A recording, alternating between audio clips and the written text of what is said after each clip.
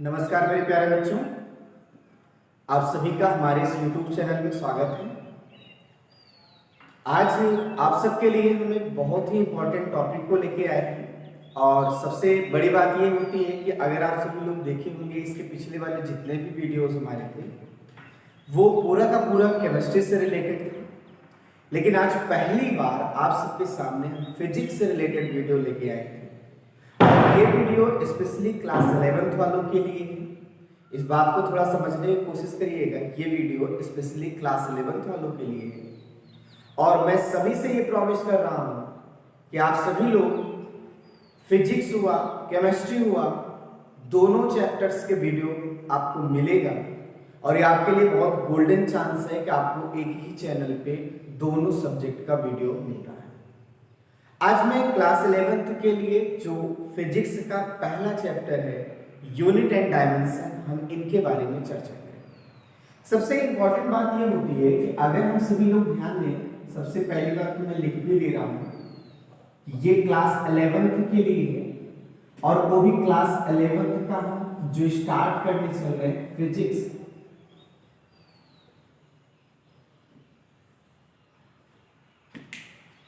हमारी जो फिजिक्स की पढ़ाई होती है, मैं आपको बता दूं, वो केमिस्ट्री से कहीं न कहीं बहुत आसान और अच्छे ढंग से होती है। अच्छा, थोड़ा सा मैं और आपको एक बात बताऊं, बहुत से लोगों के मन में कंफ्यूजन होती है कि फिजिक्स में न्यूमेरिकल्स होते हैं, टफ होता है, तो मैं आपकी ये कंफ्यूजन इसलिए दूर कर दूं क्योंकि फिजिक्स के अगर आप फिनोमेना को समझ गए, फिजिक्स की सारी चीजों को समझ गए, तो आपको किसी भी चीज में कोई प्रॉब्लम नहीं होगी, चाहे वो न्यूमेरिकल होगा चाहे थ्योरी होगा। और आपको मैं इसलिए कह रहा हूं क्योंकि फिजिक्स में जितने भी फिनोमेना हैं वो लगभग आपकी यूनिवर्स में देखे जाते हैं। जैसे अगर आप सभी लोग ध्यान दीजिए, इलेक्ट्रिक का मैटर होगा तो आप इलेक्ट्रिक के बारे में जानते होंगे, ठीक है, और उसी जगह पे लाइट का मैटर होगा तो जनरली आप क्या देखते हैं कि भाई हमको हमारे चारों तरफ होने वाले जो भी घटनाएं हैं हमको उन्हीं को पढ़ना है, उन्हीं को समझना है, राइट। और आप सभी लोगों को मैं एक बात ये बता दूं कि जब आप इनको समझ लेते हैं तो आपकी हर एक प्रॉब्लम आसानी से समझ में आ जाती है। जैसे क्लास 11th में जो पहला आपका जो चैप्टर है वो आपके पास है यूनिट एंड डायमेंशन। अच्छा, सबसे पहली बात ये होती है कि हम सभी लोग जिस चैप्टर को पढ़ने चल रहे हैं, क्या वो चैप्टर इंपॉर्टेंट है कि नहीं? क्योंकि हर एक स्टूडेंट ये चाहता है कि मुझे एक इंपॉर्टेंट टॉपिक चाहिए, ठीक है, जिसमें इंटरेस्ट। मैं आपको सबसे पहली बात एक बात बता दूं, यूनिट एंड डायमेंशन एक ऐसा चैप्टर है कि अगर आपको ये चैप्टर समझ में आ गया तो पूरी फिजिक्स समझ में आ जाएगी। क्यों? क्योंकि फिजिक्स में आप सभी लोग जो भी फिजिकल क्वांटिटी पढ़ेंगे, हर एक फिजिकल क्वांटिटी का एक अपना क्या होगा, यूनिट होगा, उसका एक अपना क्या होगा, डायमेंशन होगा। तो आप इस चैप्टर में यूनिट कैसे निकालेंगे, डायमेंशन कैसे निकालेंगे, हम उनको सीखने वाले हैं। और आप सभी लोगों को मैं बता दूं कि इस पूरे चैप्टर में आपको केवल 3 पॉइंट को समझना है। पहली बात, यूनिट एंड डायमेंशन कैसे निकाला जाता है। दूसरी चीज, यूनिट एंड डायमेंशन को निकालने के लिए कंडीशंस या लिमिटेशंस क्या है। तीसरी बात, डायमेंशन का यूज क्या है, एप्लीकेशन ऑफ डायमेंशन। केवल आपको 3 बातों को समझना है, इसके अलावा किसी बात को समझना नहीं, ठीक है। और सबसे बड़ी बात, अगर हम यूनिट एंड डायमेंशन की बात करें तो ये आप ये समझिए कि जैसे हम सभी लोग सुने भी होंगे, हो सकता है 10th में आप सुने होंगे, करंट की यूनिट एम्पियर होती है, या टाइम की यूनिट सेकंड होती है, हीट की यूनिट, इलेक्ट्रिक हीट की यूनिट जूल होती है, कैलोरी होती है। तो आप सभी लोग कुछ इन यूनिट्स के नाम अच्छे से सुने होंगे। तो मैं आपसे फिर से एक बात बोल रहा हूँ कि आप सभी लोग इस चैप्टर को बहुत गहराई से पढ़िए, बहुत अच्छे लेवल तक पढ़िए, ताकि आपकी प्रॉब्लम्स आसानी से दूर हो जाए। एक सबसे बड़ी बात मैं आपको बताने चल रहा हूँ, वो सभी के लिए थोड़ा समझिएगा।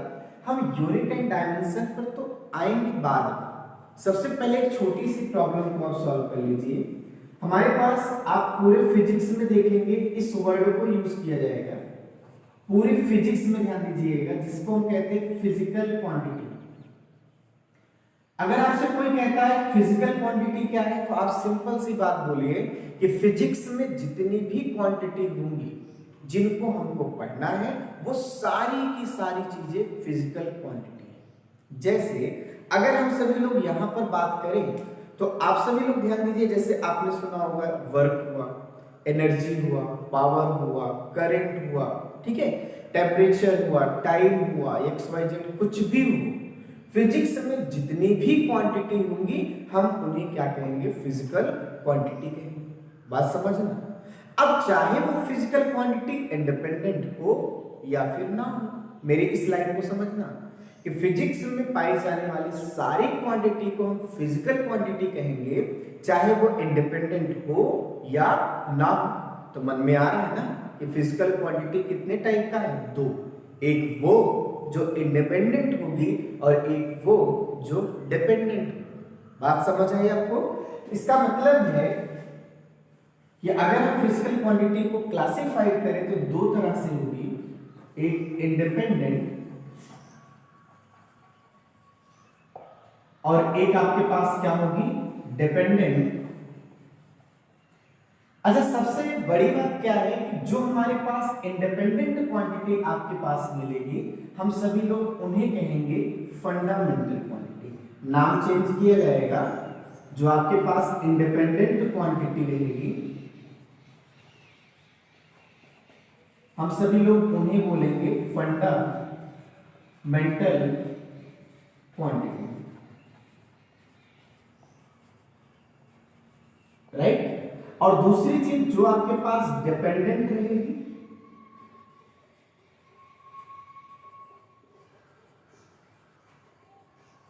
हम सभी लोग उन्हें बोलेंगे डेरिवेटिव क्वांटिटी।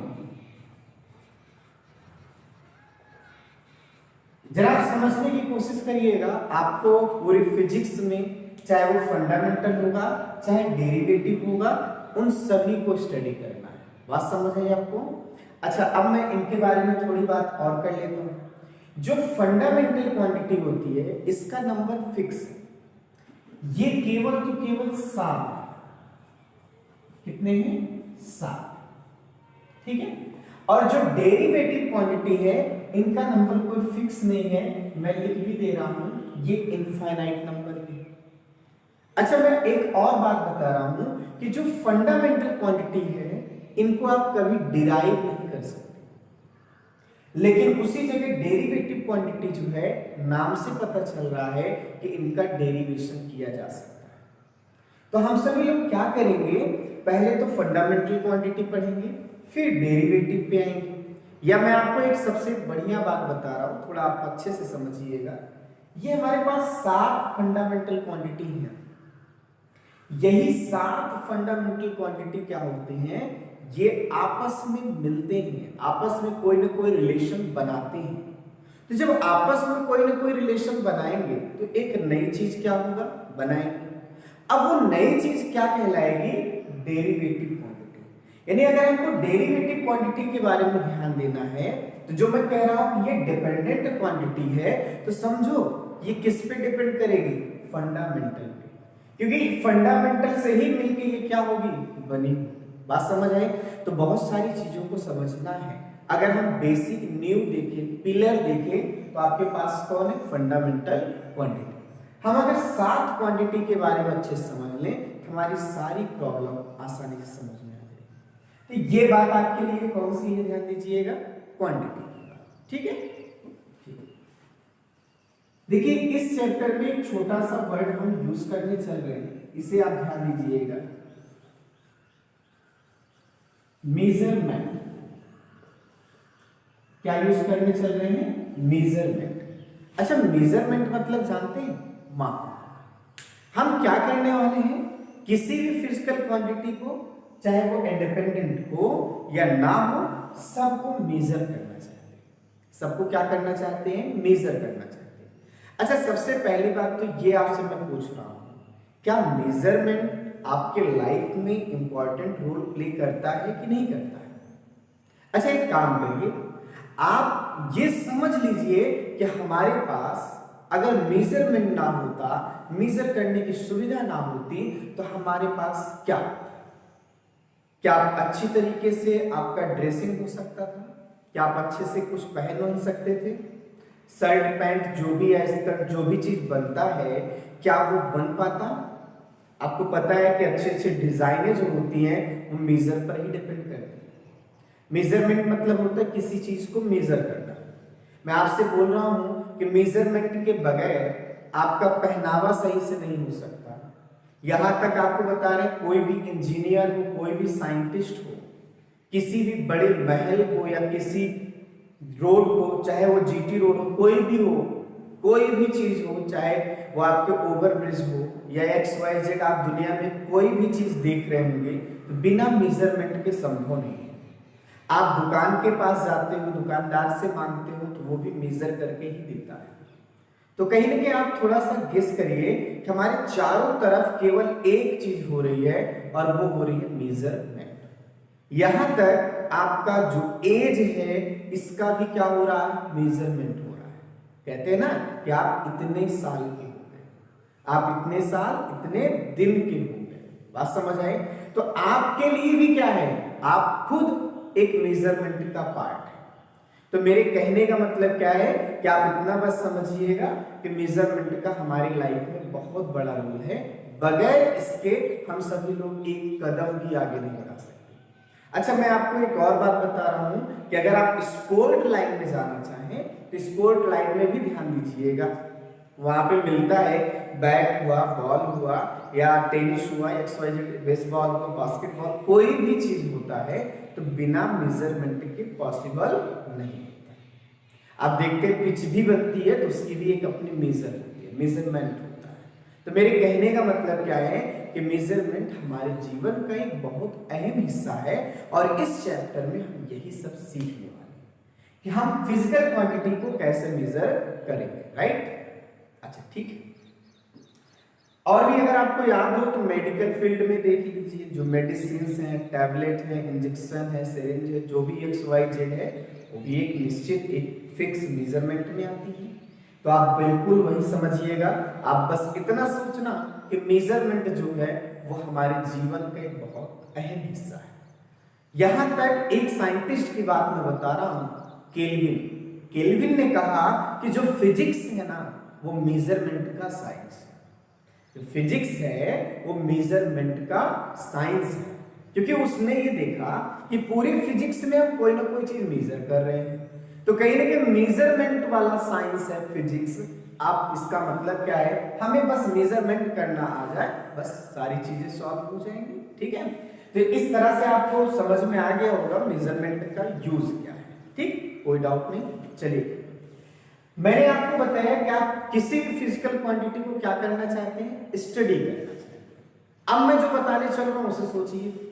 आप किसी भी फिजिकल क्वांटिटी को जब स्टडी करना चाहेंगे तो कोई ये नहीं चाहता है कि मुझे अधूरी जानकारी हो, वो यही चाहता है कि मुझे पूरी एकदम कंप्लीट इंफॉर्मेशन मिलनी चाहिए। तो आपको आज मैं बता दूं कि किसी भी फिजिकल क्वांटिटी के बारे में अगर आपको कंप्लीट इंफॉर्मेशन चाहिए, एकदम एक्यूरेट इंफॉर्मेशन चाहिए, तो आपको दो चीजों को जानना बहुत जरूरी होगा। अब आइए देखते हैं वो कौन सी दो चीजें होती हैं।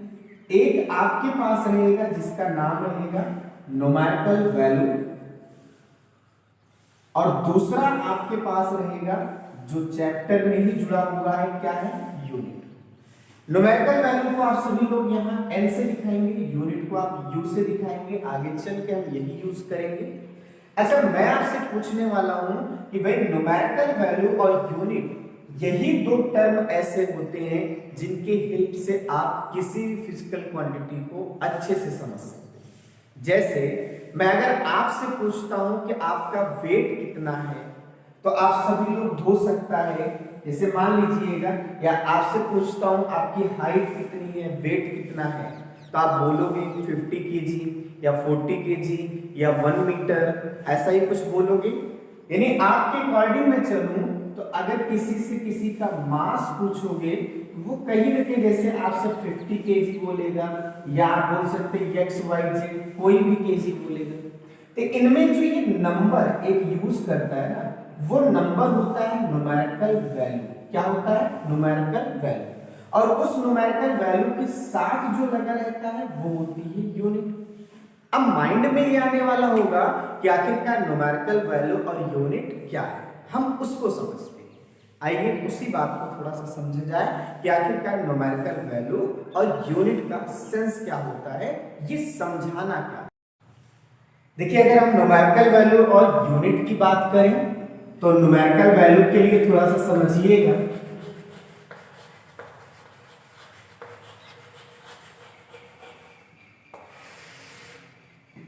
देखिए, जैसे अगर हम किसी का मान लीजिए मास क्या करते हैं, मुझे मिलता है कहीं पे 5 kg, ठीक है। तो आप ये बताइए 5 भी न्यूमेरिकल वैल्यू है।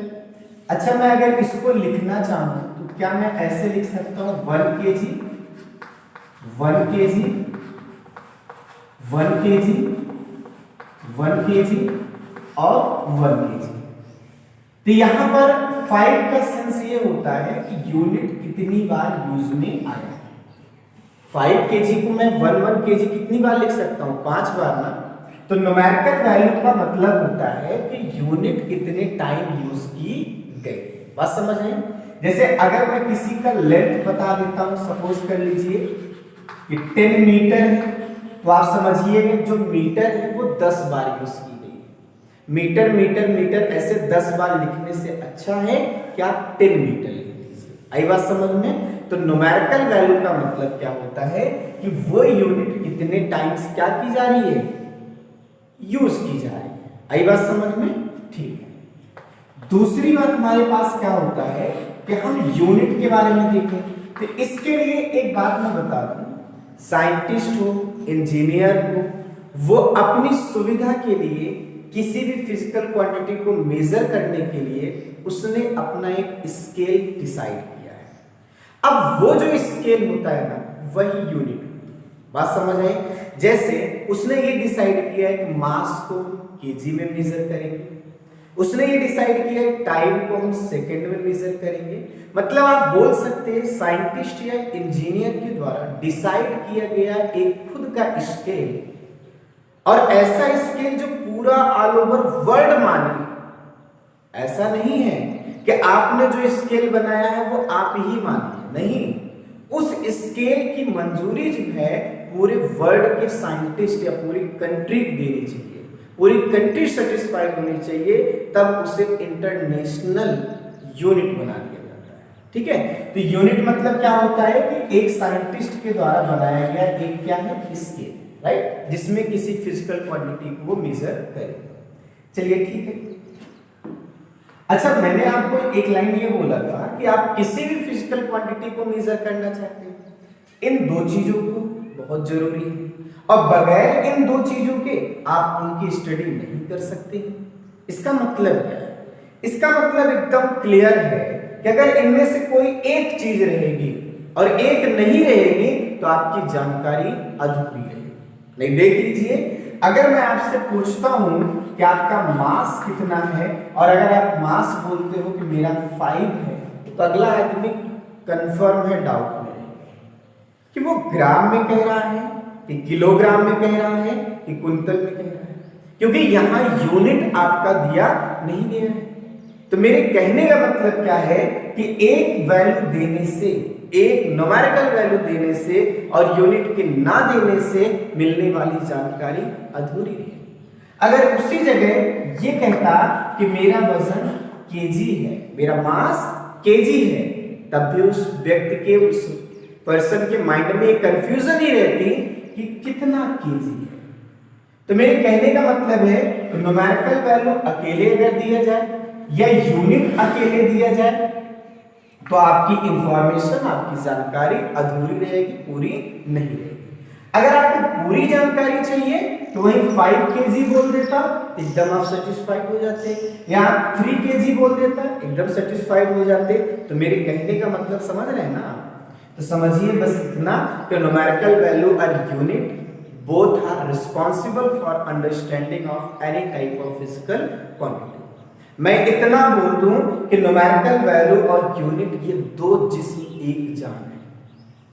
मतलब यही है कि ये एक दूसरे से अलग हो गए तो मरना तय है, वहां पे कोई बचा नहीं पाएगा। बात समझ आई आपको?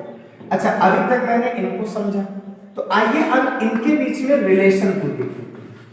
तो रिलेशन बिटवीन न्यूमेरिकल वैल्यू और यूनिट, मैं आपको बता दे रहा हूं पूरी फिजिक्स में मैं जो भी रिलेशन बताऊंगा, जो भी डेरिवेशन बताऊंगा, वो अपने तरीके से बताऊंगा और बड़े आसान लैंग्वेज में बताऊंगा।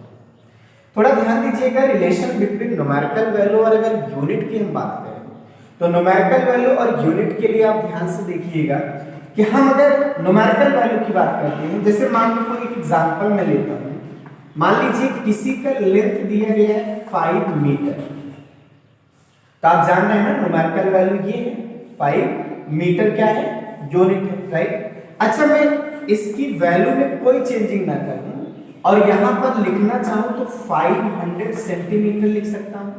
आपसे पूछूं क्या इसमें और इसमें क्या कोई चेंजिंग है? नहीं। 5 मीटर को हम 500 सेंटीमीटर लिख सकते हैं ना। आप ये बताओ, आपने क्या किया, न्यूमेरिकल वैल्यू को 5 से क्या कर दिया 500 में, और मीटर क्या हो गया सेंटीमीटर। अच्छा, 5 आपके पास एक स्मॉल नंबर है कि नहीं, और 500 एक टाइप का क्या है, बिग नंबर। मीटर एक टाइप का बिग यूनिट है और सेंटीमीटर एक टाइप का क्या है, स्मॉल यूनिट है। तो जरा देखो, स्मॉल से ये क्या हो गया बिग, तो ये बिग से क्या हो गया स्मॉल। आपको यूनिट में और न्यूमेरिकल वैल्यू में रिलेशन समझ में आया कि जो न्यूमेरिकल वैल्यू होगी वो यूनिट के साथ कैसा ट्रीट कर रही है, इनवर्सली प्रोपोर्शनल। बात समझ आई कि जब आप न्यूमेरिकल वैल्यू को बढ़ा रहे हैं तो यूनिट क्या हो रही है, घट रही है। यही इनके बीच में क्या है, एक अफेयर है, यही एक रिलेशन। आई बात समझ में? अच्छा, अब फिजिक्स ये जो चैप्टर है यही सिखाएगा आपको कि ये जो प्रोपोर्शनल साइन है ना, अगर आप इसको हटाएंगे तो यहां पर ध्यान दीजिएगा एक कांस्टेंट आएगा और उस कांस्टेंट को हम के से लिखेंगे, और याद रखिएगा ये पूरे चैप्टर में आपको करना है। प्रोपोर्शनल हटाइए, बराबर कांस्टेंट लगाइए, मतलब ये इक्वल कांस्टेंट को हटा के प्रोपोर्शनल लगा सकते हैं। मेरी बात आपको समझ आई आपको? तो ध्यान दीजिएगा, समझने की कोशिश करिएगा। न्यूमेरिकल वैल्यू जो है वो यूनिट के क्या है, जस्ट इनवर्सली प्रोपोर्शनल है। मैं यही चीज आपको समझाने की कोशिश कर रहा था। उम्मीद है समझ में आया, ये रिलेशन समझ में आया। ये बेशक दो जिस्म एक जान है, पर रिलेशन इनके बीच में देखो जस्ट एक दूसरे के अपोजिट है। और गजब का ये है कि एक दूसरे के इनवर्सली प्रोपोर्शनल होने के बावजूद ये एक दूसरे के बगैर नहीं रह सकते। ऐसा प्यार न्यूमेरिकल वैल्यू और यूनिट में ही। तो थोड़ा आप देखने की कोशिश करिए, समझिएगा इस बात को। अच्छा, इनमें छोटी सी बात मैं और लिख देता हूं, एन और यू को मैं इधर ला दूं तो n multiply you is equal क्या हो जाएगा, के को हम प्रोपोर्शनल कांस्टेंट कहते हैं। और याद रहे जो प्रोपोर्शनल कांस्टेंट होगा उसकी वैल्यू एक जगह पे फिक्स होगी, लेकिन अलग अलग जगहों पे इसकी वैल्यू क्या होगी, अलग अलग। आई बात समझ में? ये लाइन आप याद रखिएगा। और सबसे बड़ी बात, अगर हम यहां पर देखें तो एक इक्वेशन बना सकते हैं, n1u1 इज इक्वल क्या लिख सकते हैं, n2u2, और ये भी बराबर किसके होगा, कांस्टेंट के होगा। ये एक आपको इक्वेशन मिलेगा और आगे चल के इस चैप्टर में इस इक्वेशन का बहुत बड़ा यूज होगा। मेरी बात समझ आ गई आपको? कोई दिक्कत तो नहीं है? सबको समझ में आया? तो ये आज आप सबके लिए मैं एक बेसिक इंट्रोडक्शन का वीडियो बनाया था फिजिक्स का, और उम्मीद है आप सभी लोगों को समझ में आया होगा न्यूमेरिकल वैल्यू और यूनिट के बीच में रिलेशन या फेयर क्या है, राइट। अच्छा, एक सबसे बड़ी बात क्या है, हम सभी लोग इनको अच्छे से देखें, कोई दिक्कत नहीं है। तो आज के लिए बस इतना ही है। मैं आप सबसे फिर से प्रॉमिस कर रहा हूं, फिजिक्स हो या केमिस्ट्री हो, मैं इसके हर एक वीडियो को बड़े आसान लैंग्वेज में आपको प्रोवाइड कराऊंगा। ये मैं आपसे प्रॉमिस करता हूं। आज के लिए बस इतना ही। Thank you. मैं आपको नेक्स्ट वीडियो में इसके आगे के टॉपिक को डिस्कस करूंगा। जस्ट वेट, आप सभी लोगों को मिलेगा। आज के लिए बस इतना ही। Thank you. बस मेरा रिक्वेस्ट इतना है कि आप सभी लोग चैनल को सब्सक्राइब करिए, शेयर करिए, ताकि औरों को भी इसका फायदा मिले।